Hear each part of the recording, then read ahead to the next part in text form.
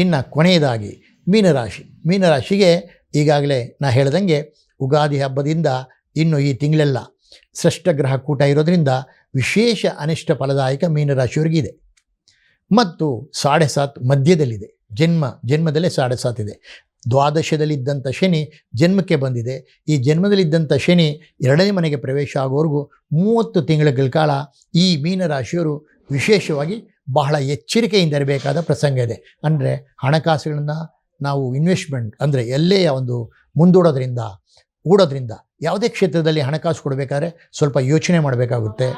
ಯಾವುದೇ ಒಂದು ವ್ಯವಹಾರವನ್ನು ಮಾಡಬೇಕಾದ್ರೆ ನಾವು ಅದರ ಬಗ್ಗೆ ವಿಶೇಷವಾಗಿ ಗಮನವನ್ನು ಕೊಡಬೇಕಾಗುತ್ತೆ.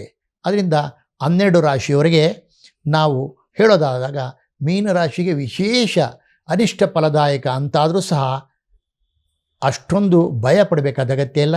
ಏಕೆಂದರೆ ಗುರು ಸಂಚಾರದಲ್ಲಿ ಕೇವಲ ಶನಿ ಗ್ರಹವನ್ನೇ ಮಾತ್ರ ನಾವು ಗಣನೆಗೆ ತಗೊಳ್ದಿರ ಗುರುಗ್ರಹವನ್ನು ನಾವು ಗಣನೆಗೆ ತಗೊಂಡಾಗ ಗುರು ಬದಲಾವಣೆ ಆದಾಗ ಗುರುವಿನ ತಾರಾಬಲ ಏನಿದೆ ಅದು ಬಂದಾಗ ಸ್ವಲ್ಪ ಮಟ್ಟಿಗೆ ಒಳ್ಳೆಯದಾಗುತ್ತೆ.